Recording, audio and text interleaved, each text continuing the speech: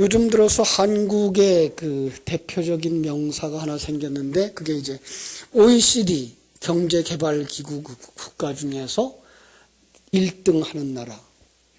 살인율, 자살률이 1등이래요. 참 치명적인 이런 명칭이죠. 그죠? 1년에 10만 명당 28명. 이게 우리 한국이 가지고 있는 이 자살하는 사람들이래요. 그 평균 수가 11명이래요. 11.3명. 그런데 비해서 우리나라는 28.1명. 보통 평균을 배나 더 넘는 숫자들이 이렇게 죽어가고 있다 그래요. 우려되는 건, 거기다 더 우려되는 건 10대부터 30대에 해당하는 사람들의 사망 원인 중에 1위가 자살. 자살을 아주 우습게 여기고 쉽게 여기는 이런 상황이 벌어진 거죠. 또 요즘 들어서 황혼 이혼이 늘어나면서 50대, 60대의 자살률도 덩달아 늘어나고 있다는 거예요. 몇 해 전만 해도 우린 일본의 그 자살률 때문에 굉장히 걱정을 했어요. 그런데 일본은 지금 자살률이 19.4명으로 3위이고 한국은 28.1명으로 이렇게 참 불명예스러운 이런 명칭을 우리가 가지고 살게 됐다는 거예요. 우리는 이런 현실 앞에서 당연히 살인하지 말라라고 하는 6번째 계명에 귀 기울여야 할 것입니다. 그것은 바로 생명의 존엄성을 우리가 기억해야 되고 그 생명이 누구에게 속한 것? 하나님께 속했다라고 하는 것. 그죠? 이 계명을 인명을 위협하는 모든 행위에 대한 금지 명령이라고 봐도 중요될 것입니다. 이 부분만 강조하는 설교들을 많이 듣게 되죠.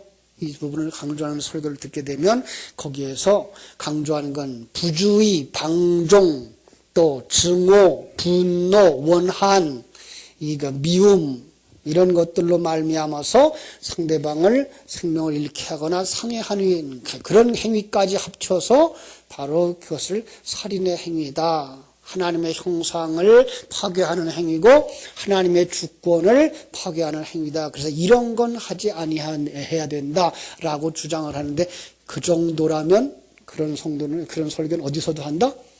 불교에서도 하고, 그죠? 다른 종교에서도 한다라는 것. 그래서 우리는 여기서부터 이제 조금 더 나아가서 예수님이 그럼 이 계명을 어떻게 설명했는가? 오늘 본문에서 보면 되겠죠? 그죠? 살인해서는 안 된다. 살인하는 자는 재판에 넘겨진다는 것을 옛사람들에게 들었으나, 그죠? 너희가 들었으나 나는 너에게 말하노니 형제에게 노하는 자마다 심판을 받게 되고 형제에 대하여 나가라 밥통이라 하는 자는 공회에 잡혀가게 되고 미련한 놈이라 하는 자는 지옥불에 들어가리라. 자, 여기서 말하고 있는 밥통이라는 말은 아주 얌전한 욕이죠. 그렇죠? 미련한 놈이라고 하는 욕도 이건 뭐 욕도 안 되죠. 우리 지금 현실에서는. 그죠? 그런 사람까지 다 잡혀 지옥에 들어간다 그러면 그럼 세상 모든 사람들은 다 뭐한 사람이다? 다 살인자다라는 얘기를 지금 하고 싶은 거예요. 하나님은. 예수님은 여기서 우리에게 하는 얘기. 그냥 살인하지 마라라고 하는 걸 유대인들이 뭐만 생각하고 있으니까 앞에서 얘기한 것처럼 사람을 해하거나 사람을 괴롭히는 것, 그죠? 그래서 인신공격이나 이렇게 이제 문장이나 이런 걸로 사람을 죽이는 것까지도 바로 살인이다라고 얘기하는데 우리 하나님은, 우리 예수님은 거기서부터 한 걸음 더 나가서 그 정도가 아니고 내면에 있는 것까지라는 것처럼 보이는 거죠. 예. 자, 그런데 그것도 제 생각에는 그릇이라고 말씀을 드리고 있는 거예요. 그 그릇에 어떤 걸 담아서 주신 거예요. 물론 생명의 귀중함 우리가 10번 강조해도 그건 틀리지 않습니다. 그런데 더 중요한 겁니다. 또 더 중요한 거 그러면 우리는 영적인 거 그러죠. 그래서 많은 사람 또 이렇게 설명을 하는 사람들도 있어요. 그 사람이 하나님 앞에 나오지 못하도록 막는 그 행위도 살인 행위다. 성경은 그걸 말한다. 그러면서 이제 그들이 인용하는 구절이 마태복음 18장 6절이에요. 누구든지 나를 믿는 이 소자 중 하나를 실족해 하면 차라리 연자 맷돌을 그 목에 달리우고 깊은 바다에 빠뜨리는 것이 나으리라. 그런데 이건 전부 다 이 세상적인 안목을 가지고 성경을 해석했을 때에 그들이 볼 수 있는 한계예요. 자, 지금 제가 설명했던 것 뭐죠? 잘 보일지 모르겠어요. 이게 칠판이라고 주었는데. 자, 살인이라고 하는 것, 그건 사람을 죽이는 것. 이거냐, 그죠? 아니면은 정신적인 것까지도 정신적인 것까지냐?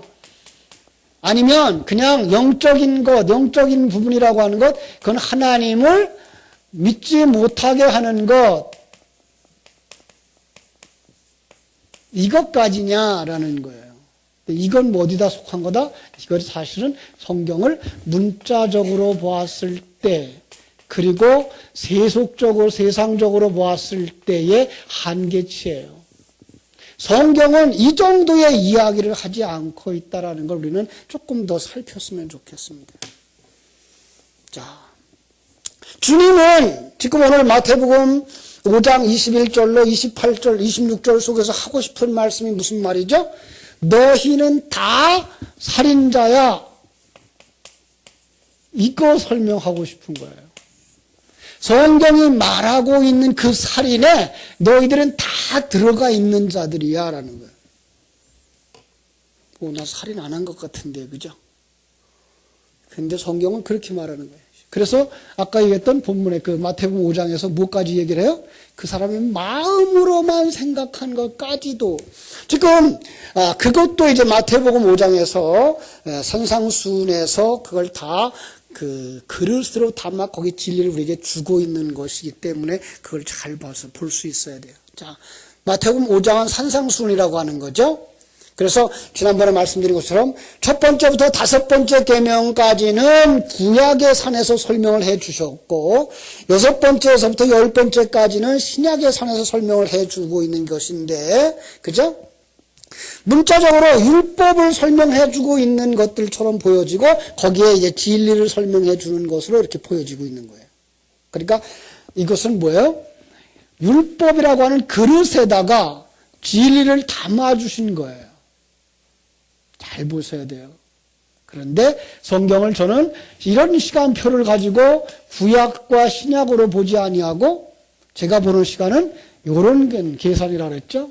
그래서 창세부터 시작해서 모두 다 어떤 사람들은 다 율법을 가진 자들이고 어떤 사람은 다 은혜의 복음으로 이걸 깨달아 아는 자들. 이게 구약이고 이게 신약이다라는 얘기를 제가 해드리고 있어요. 그죠?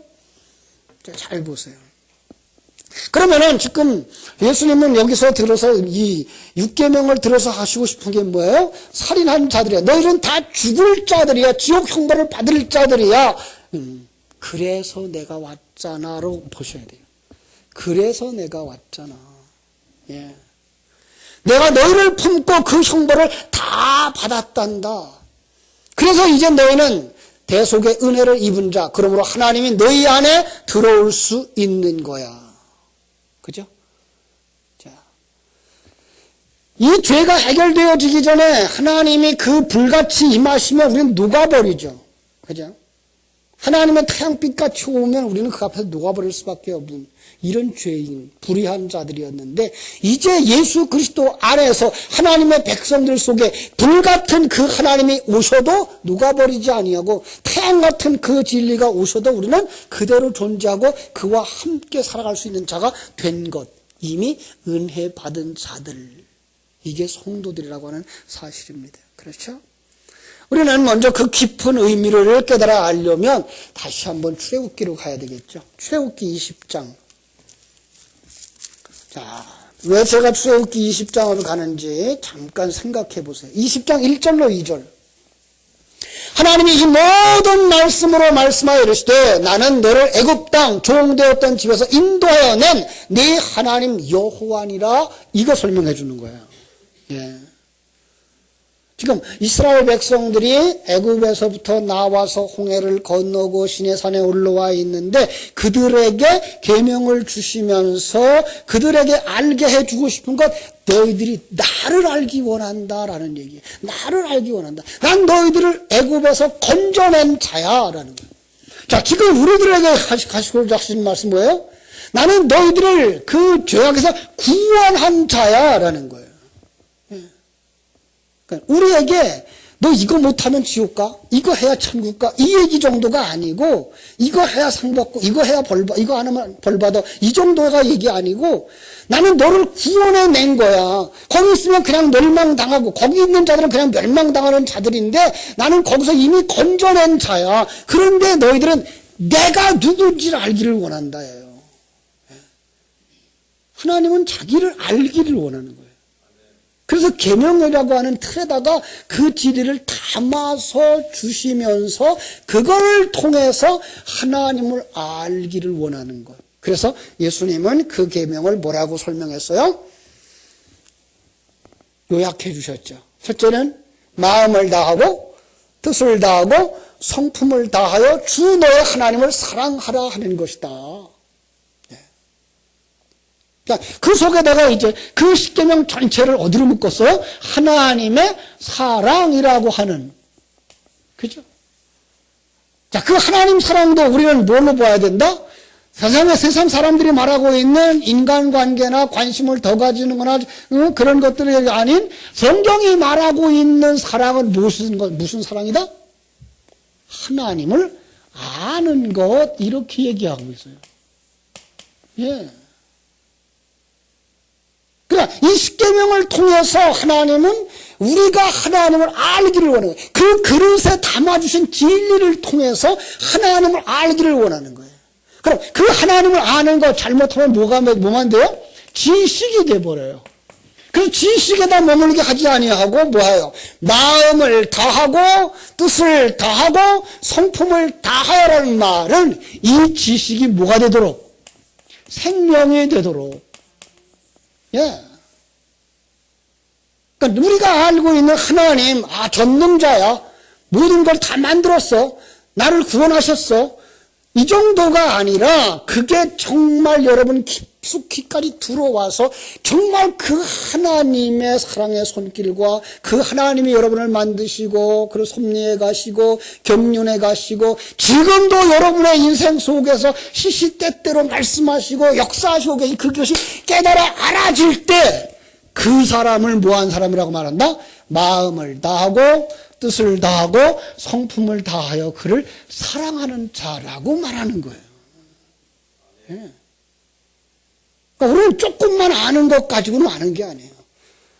그 하나님에 관한 지식이 여러분 전체를 장악하고 그 하나님을 여러분이 전체를 알아가는, 어느 정도까지 아는 거라?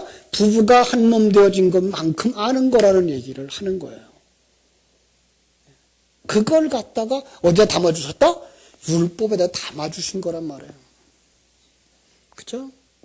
그래서 율법 안에다가, 십계명 안에다가 담아주면서 나 여호와를 알라. 내가 너희를 향한 계획이 얼마나 큰지, 내가 너희를 향하여서 쏟는 정성이 얼마나 큰지 그걸 알아라. 여러분, 우리 신앙생활은 그거예요. 그걸 갖다 하나님 중심이라고 말하는 거예요. 그냥 하나님을 아는데 그 아는 하나님 나 도와주셔서 이 문제 해결해 주시고 저 문제 해결해 주셔서 나로 하여금 이렇게 살게 해주셔서는 내가 중심이 되었다고 하는 인본주의라고 말하는 것이고, 그 크신 하나님의 계획 속에 내가 있음을 인식하고 그 하나님이 나를 만들어가고 있음을 깨달아 알고 그 하나님의 뜻에 맞게 내가 가겠다라고 노력하며 나가는 그 사람을 하나님 중심의 사람이라고 말하는 거란 말이에요.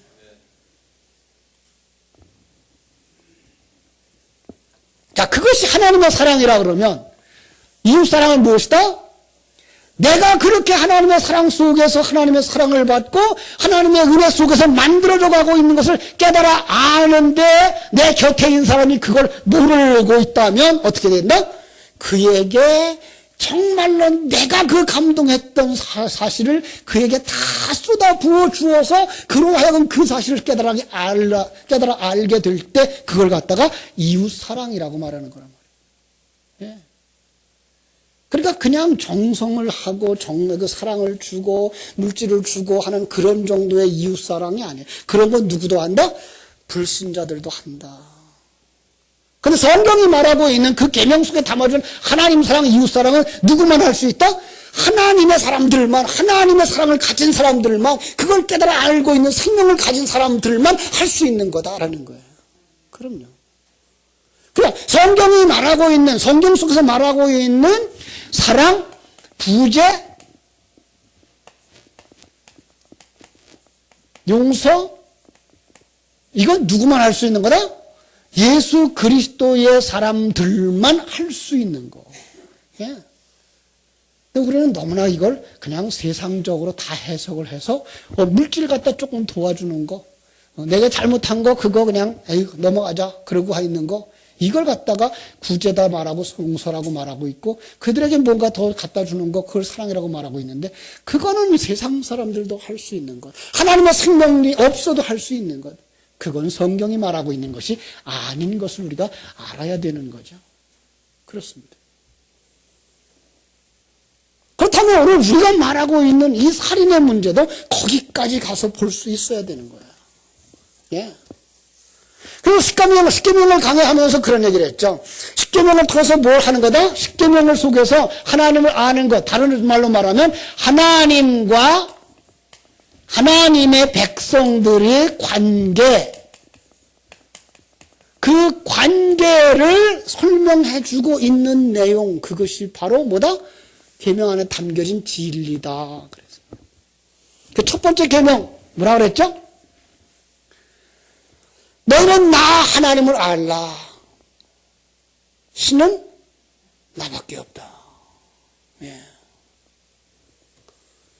천지와 만물을 창조하고, 그리고 너희들을 다 만들고 나서 나중에는 그걸 그냥 지옥의 쓰레기통에 버릴 수 있는 그런 신은 나밖에 없다. 예. 너희들이 애국에서 알고 있었던 그런 신들은 다 신도 아니다. 봤잖아. 내가 그들을 한순간에 멸하는 거. 여기까지 재앙을 내렸을 때에 그거 다 그냥 그들이 우상이었단 말이에요. 그거 봤잖아. 그건 신도 아니야. 그건 내가 후 불면 그냥 하루아침에 쓰레기통에 들어갈 것들이야. 거기 정신 팔리지 말고 내가 하나님인 거 알라. 내가 천지와 만물을 창조한 그 하나님인 것을 알기를 원하노라. 이거예요. 두 번째 계명이 뭐였어요? 두 번째 계명. 그렇다고 나를 너희들이 애굽에서 보았던 그런 신이라고 이해하지 마라. 자, 애굽에서 그들이 신이라고 여겼던 건 뭐였어요? 우상이었죠. 우상이 뭐예요? 나를 위하여 나를 도와줄 수 있는 어떤 세력을 가진 자, 힘을 가진 자, 능력을 가진 자, 그래서 그들에게 무언가를 빌어서 나를 도와줄 수 있게 만들 수 있는 것, 이게 우상이란 말이에요. 그러니까 너희들이 내가 신이라고 말할 때에 너를 돕는 그런 존재로 여기지 마라 라는 거예요. 우린 그동안 그렇게 알고 왔잖아요. 상당히 많은 시간 우리들은 하나님은 누구를 도와요? 나를 도와요. 성령님 누구를 도와요? 나를 도와요. 예수님 왜 왔어요? 나 구원하러 왔어요. 그럼 내가 중심이 된 거예요. 그게 우상 숭배라니까요. 그들은 뭘 모르는 거예요?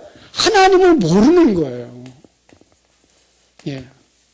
하나님을 모르면 그들은 세상의 어떤 존재를 대하여서 그걸 우상으로 여겨 나 중심의 삶을 만들어 가고 있는 것. 이게 뭐예요?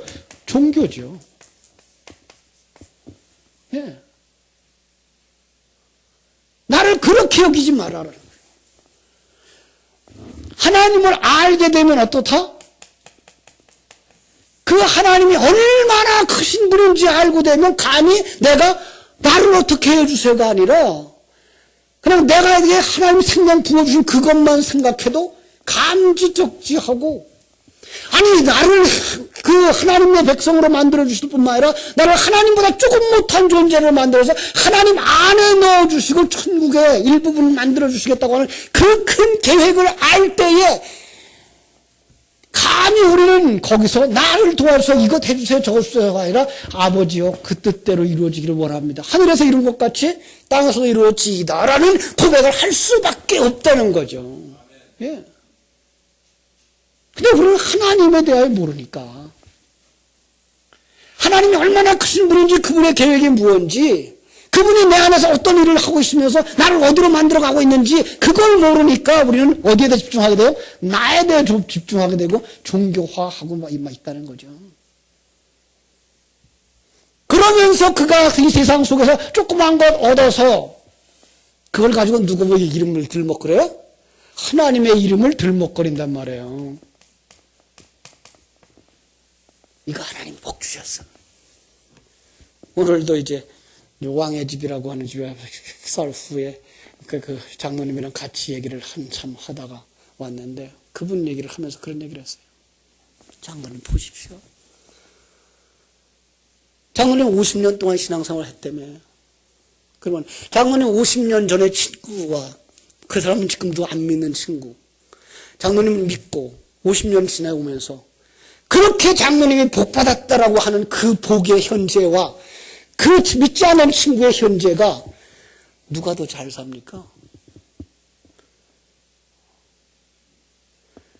아니 지금 장로님이나 내나 우리 예수 믿는 사람들이 내가 지금 살고 있는 건 이건 하나님 앞에 복받아서 이 정도야, 복받았어 라고 말하는데 이 정도라면 저들은 똑같은 물질을 더 많이 가지고 있고 더 크게 가지고 있는데 그렇다면 그건 하나님의 이름을 망령되게 일컫는 거예요. 욕되게 하는 거예요.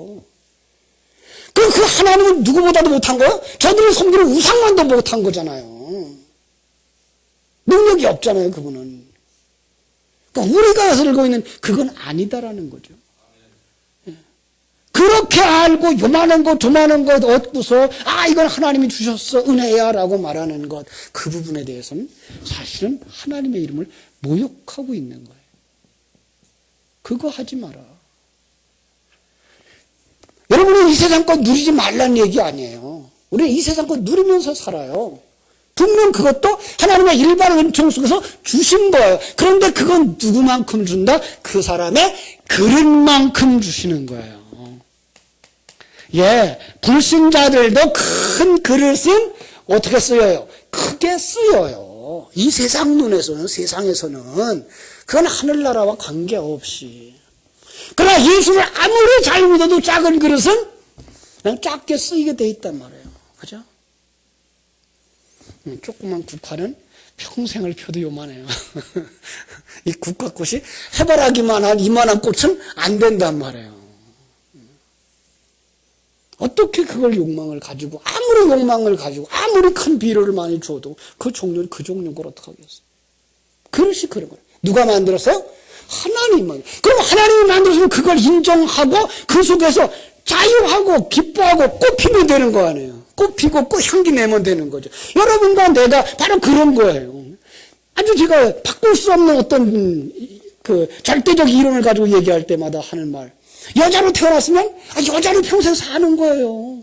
남자로 태어났으면 남자로 사는 거예요. 그건 인정하면서 왜 내가 작은 그릇이거나 큰 그릇이거나 이건 왜 인정 못하냐고요. 그 중요한 것. 그래서 우리는 이 세상을 살아가면서 정말 우리 자녀들에게 신앙 안에서 큰 그릇 되도록 하는 환경을 만들어주는 건 중요해요. 그것들도 하나님이 주셔야 되고 그걸로 말미암아서 내 자녀들이 그릇이 커지는 거거든요. 그건 이제 우리가 해야죠. 그것도 누구의 손길이에요? 하나님의 손길이에요. 그리고 여러분과 내가 요만한 그릇이 되어지고 요만한 인물이 되어진 것도 여러분의 살아가는 환경과 주변에 있는 모든 일들을 통해서 만들었기 때문에 그게 누구의 손길이에요? 하나님의 손길이에요. 그래야만 우리는 누구를 원망하지 않아요. 나를 이렇게 만들어줬다고 하는 부모를 원망하지 아니하며, 나를 가르쳐준 선생을 원망하지 아니하며, 나를 여기까지 이끌어준 친구를 원망하지 아니하고 하나님에게 감사하며 살 수 있는 거예요. 예. 근데 우리는 거기까지 못 갈 때 우리는 정말 하나님을 모르기 때문에 그럴 수밖에 없는 거죠. 그죠? 이 시간에 다 살펴볼 수는 없고요. 이렇게 살펴서 넷째, 다섯째, 여섯째까지 온 거잖아요. 그죠? 자. 여섯 번째 뭐예요? 살인하지 말라. 전체를 한번 이제 나중에 살펴본 다음에 한번 또 이렇게 간단하게 정리를 해 드리겠습니다만은, 살인하지 말라고 하는 말은 뭘까? 단순히 사람을 죽이지 말라고 하는 말이라면 하나님도 걸려요. 하나님 사람 죽였을까요? 안 죽였을까요? 신명기 2장 34절. 신명기 2장 34절.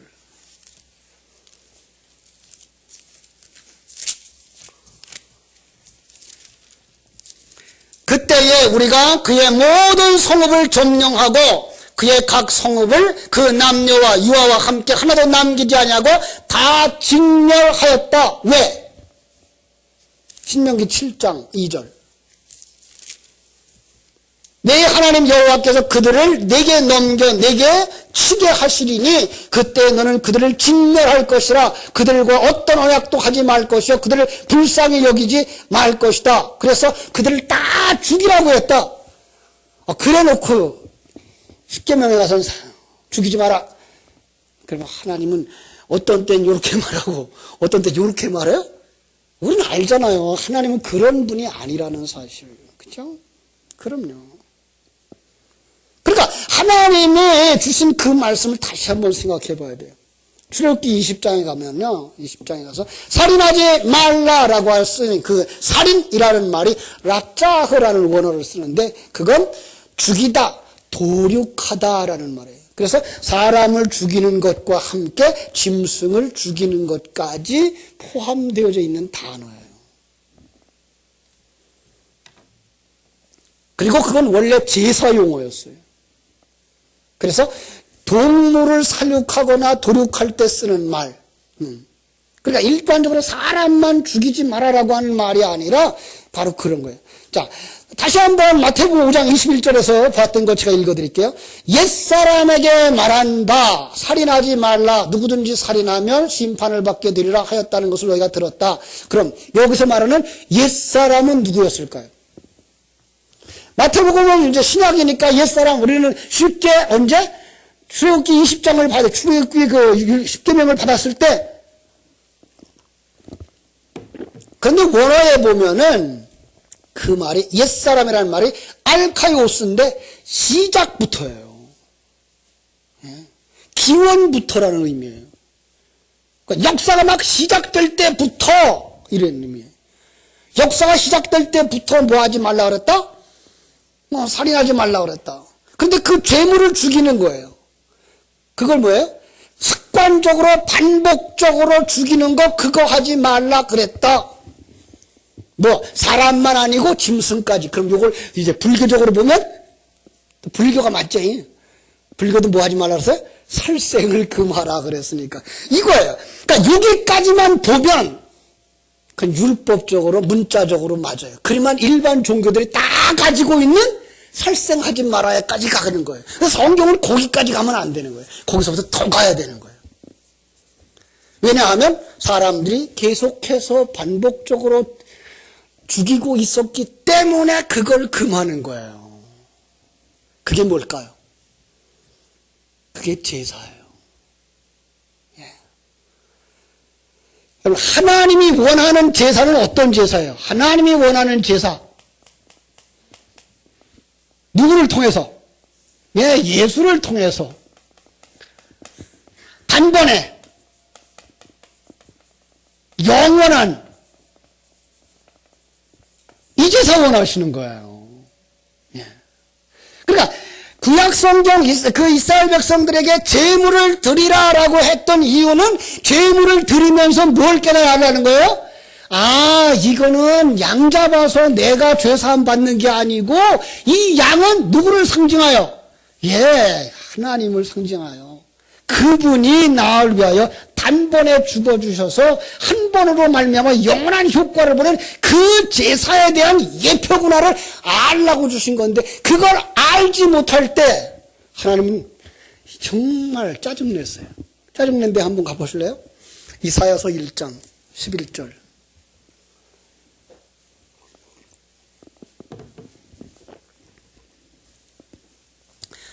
찾았어요? 같이 읽어요. 이사야서 1장 11절. 여호와께서 말씀하시되, 아직 못 찾았어요? 여호와께서 말씀하시되 너희의 무수한 제물이 내게 무엇이 유익하뇨? 나는 순양의 번제와 살신 짐승의 기름에 배불렀고 나는 수송아지나 어린 양이나 순염소의 피를 기뻐하지 아니하노라. 재물을 가지고 오라 그래놓고 재물을 가지고 오는 거 난 기뻐하지 않는데요. 무슨 뜻이에요? 재물을 가지고 오면서 너희들은 이걸 알라라고 했던 건데 너희들은 이걸 알지 못하고 그냥 양만 가져오니까 난 그거 정말 싫다. 짜증난다. 호세아서 6장 6절. 호세아서 6장 6절.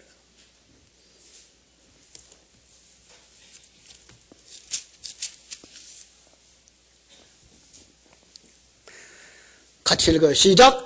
나는 인애를 원하고 제사를 원하지 아니하며 번제보다 하나님을 아는 것을 원하노라. 예, 병렬로 써보세요. 인애를 원하고 뭘 원하지 않아요? 제사를 원하지 않는다. 이거 대조시키는 거죠. 그 다음에 또 한 번 뭐라 그랬죠? 번제를 원하지 않고 하나님을 아는 것을 원한다. 그러니까 인애라는 것 그 자체가 뭐예요? 하나님을 아는 것이고 그들이 제사라는 것 자체가 번제인데 나는 이거 원치 아니하고 이거 원한다라고 쓰는 거예요. 그런데 이거를 모르고 이걸 계속해서 하면 그게 뭐다? 살인이다. 그게 재물을 도륙하는 거다. 반복해서 죽이는 거다. 그거 하지 마라. 이 계명이 6번째 계명인 거예요. 참 어렵죠. 그죠? 근데 알고 보면 아주 간단한데 우리가 그걸 그렇게 본 적이 없어서 그냥 살인하지 마라 그러면 사람 죽이는 것, 그냥 욕해서 기죽이는 것, 하나님 앞에 못 나오게 하는 것, 이런 것 정도만 우리는 생각해 왔단 말이에요. 지난주에도 그런 얘기를 했죠. 부모를 공경하라는 계명을 육신의 부모에서부터 시선을 어디에다 옮겨야 된다고요? 우리를 창조하신 부모 하나님에게로 옮겨드려야 되는 거예요. 바로 이런 재물, 지금도 재물. 요즘 이스라엘 신학이라고 하는 것이 또 다시 이제 번성한다 그랬죠. 이스라엘 신학이 번성해서 성경 속에 이스라엘을 교회로 보지 말고 이스라엘로 봐달라. 그 얘기는 이스라엘은 다시 회복될 거다. 성전 다시 회복될 거다. 아마 성전 다시 지을지 몰라요. 그건 하나님이 안 하셔야 되겠지만 우리는 알지 못하죠. 하나님의 뜻을. 그래서 다시 지을지도 몰라요. 다시 지으면 그들은 성전 다시 지으면 뭐 하겠어요? 제사 다시 드리겠죠. 번제단에 뭐 하겠어요? 제물 잡겠죠. 그런 법은 없어요. 예수님이 이미 영단번의 제사를 드려줬는데 그걸 그냥 허용하시겠어요?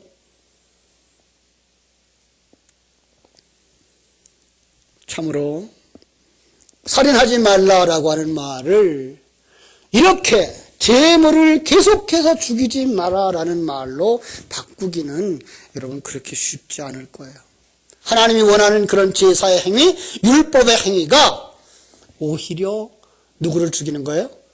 그들 자신을 죽이는 거라고 말하고 있어요. 한번 보겠습니다. 에스겔서 6장 3절부터 5절.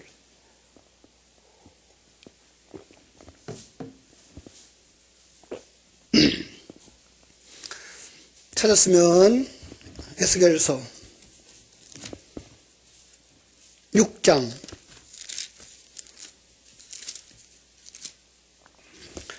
3절로 5절 같이 읽겠습니다. 이르기를 이스라엘 산들아 주 여호와의 말씀을 들으라.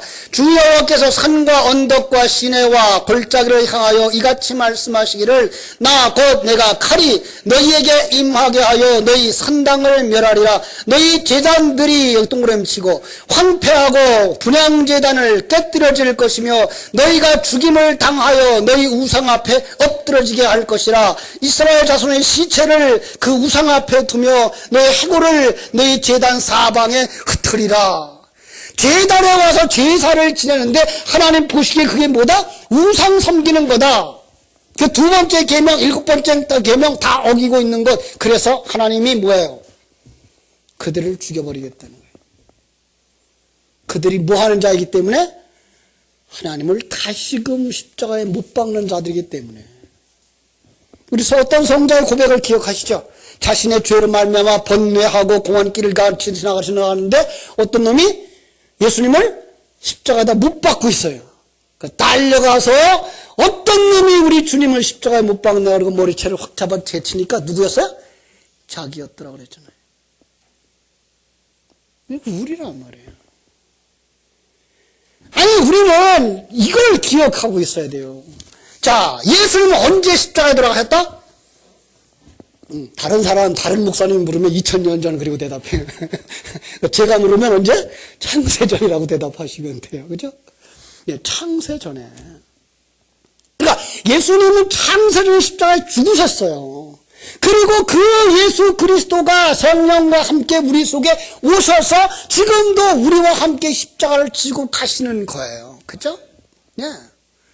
그러니까 그 예수를 시간과 공간 속에 다시 못 받고 다시 재물을 요하지 말라 이 말이에요.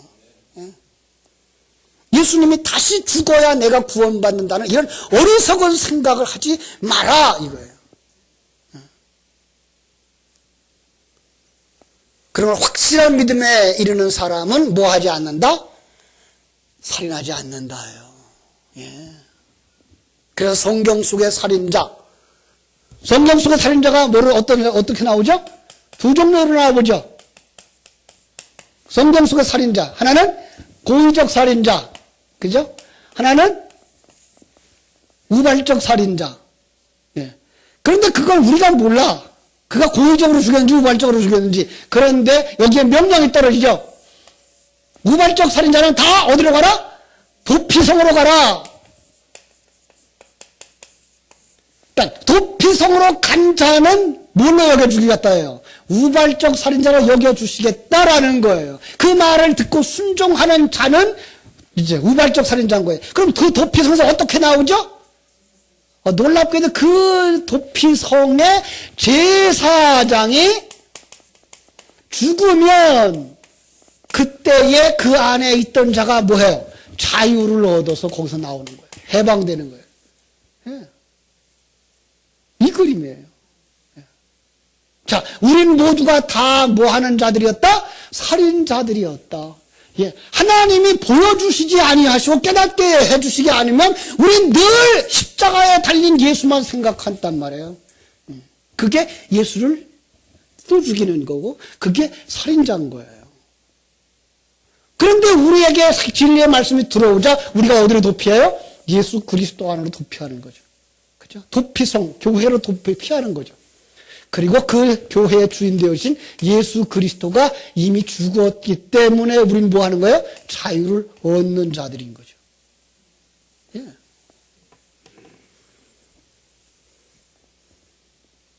그러므로 우리는 이제 더 이상 재물을 주님 앞에 드릴 이유도 없고 우리의 죄가 주님을 십자가에 못 박는구나로 여길 이유가 하나도 없는 거예요. 왜요? 우리는 이미 그 예수 그리스도의 보혈 안에서 죄 사함 받은 자들이기 때문에. 예. 여러분, 아직도 구약적 사고를 가지고 예배당에 나와서 지금도 십자가에 못 박혀준 예수 그리스도, 지금도 내가 지은 죄 때문에 십자가에 못 박혀준 예수 그리스도, 그 사람의 심령은 아직도 뭐 하는 자예요? 또다시 재물을 죽이는 자들, 예수를 또 죽이는 자들. 이제 그 예수는 누구 속에 있어요? 내 안에 계셔요. 이미 못 박혀 계세요. 나와 함께 못 박혀 계신 사실을 알고 그 사실을 진리로 깨달아 알면 예수 그리스도의 보혈의 피로 씻어 깨끗게 한다니까요. 우리들은 모든 죄 다 사함 받습니다. 네. 그렇습니다. 그걸 깨달아 아는 사람들 이제 자유를 얻고 다시는 예수님이 또 십자가에 못 박힌 그 사실이 아니라 내가 지금 십자가에 못 박혀져 있다는 사실을 깊이 깨달아 아는 자리로 들어갈 때 그 사람은 자유를 얻게 될 줄로 믿습니다. 그것이 바로 살인하지 말라의 깊은 의미인데 잘 얼른 정리가 안 될 거예요. 반복해서 묵상하시고 기도하면서 그 내용들이 무엇이야 다시 깊이 묵상하셔서 여러분들이 정말로 예수 그리스도의 죽음을 창세전 죽음으로 인정하시고 그 속에서 진정한 자유자가 어디를 향하여 달려갈지를 깊이 깨달아 묵상하는 복된 성도들 되시기를 주님의 이름으로 축원합니다. 기도하겠습니다. 하나님 우리 아버지, 하나님의 크신 은혜와 사랑을 감사하옵고 감사합니다. 오늘도 아버지 하나님께서 율법에 담아주신 진리를 깨달아 알게 해주시고 그 진리로 말미암아 우리가 자유케 됨을 확신할 수 있는 믿음의 자리까지 이끌어 주신 것을 감사를 드립니다. 아직도 우리는 옛사상에 사로잡혀 있고 또 세상적 관점에 사로잡혀 있어서 얼른 이해가 되어지지 아니하지만 생명과 진리의 말씀이 계속해서 내려오실 때에 이 문제가 해결되어지고 무엇이 살인이며 무엇이 살인하지 말라라고 하는 의미인지를 다시 한번 깊이 깨달아 알고 이제는 창세전에 우리의 십자가이신 예수 그리스도 그 크신 하나님의 사랑 속에서 내가 만들어져 가고 있음을 인하여 자유하고 그리고 하나님이 원하는 길로 함께 달려가는 믿음의 사람들이 되어질 줄로 믿습니다. 가르쳐 주시옵소서. 눈을 씻어 주시옵소서. 그리고 삶 전체로 하나님을 믿고 달려갈 수 있는 자들이 되게 하여 주옵소서. 예수님의 이름으로 기도하옵나이다. 아멘.